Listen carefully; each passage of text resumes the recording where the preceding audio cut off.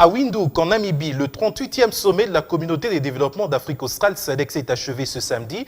Des assises de haute portée ponctuées par le discours d'adieu du chef de l'État congolais Joseph Kabila, par l'entrée officielle de Comores ou encore le passage de relais à la tête de l'organisation entre le Sud-Africain Cyril Ramaphosa et le président namibien. On fait le point avec nos confrères de la presse présidentielle. Les travaux du 38e sommet des chefs d'État et des gouvernements de la SADC se sont clôturés ce samedi 18 août 2018 à Windhoek, en Namibie. Des huis clos en huis clos, les 16 dirigeants de la communauté de développement de l'Afrique australe ont fait le tour d'horizon des problèmes qui empêchent la bonne marche de la paix, la stabilité et la sécurité dans leurs pays respectifs. Ils ont formulé des recommandations en rapport avec la promotion de la démocratie, la bonne gouvernance, les droits de l'homme, l'ingérence étrangère ainsi que la transparence dans les élections. Au cours de cette session, le pouvoir a changé de main à la SADC. Le docteur Adjei Gegobe, président de la République de Namibie, a été élu à la tête de la structure régionale. Il prend ainsi la place du président sud-africain arrivé fin mandat. Et le Tanzanien John Magufuli est comme futur remplaçant.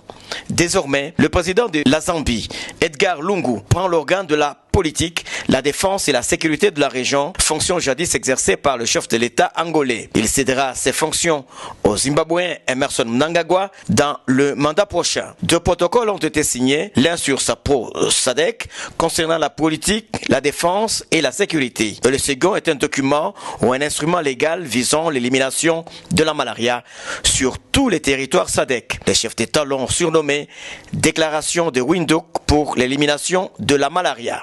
La cérémonie de clôture a été marquée par la prestation de serment de l'ambassadeur Joseph André Nourris de Seychelles, nommé adjoint du secrétaire exécutif en charge des affaires courantes, en lieu et place de notre compatriote congolaise Émilie Mouchobekwa, qui finit son mandat en octobre 2018. Dans le souci de consolider la paix, la stabilité et la sécurité dans les pays de la SADC, les chefs d'État ont décortiqué la situation de chaque pays et dégagé des éléments qui peuvent favoriser le développement. Les leaders de la SADC ont recommandé la poursuite des réformes et le dialogue au Lesotho avec le concours de l'Afrique du Sud. Ils ont salué le respect de la Constitution en RDC et noté la volonté de Kinshasa de fournir le financement et la logistique indispensable à la réalisation des scrutins dans la paix et la transparence. Le Madagascar a été tenu de trouver un accord avec le nouveau Premier ministre dans le cadre de la recherche de la paix avec l'opposition. Le reste a concerné les félicitations adressées à l'Angola et à l'Afrique du Sud pour les élections qui se sont déroulées sans trop de heurts. Quant au Zimbabwe,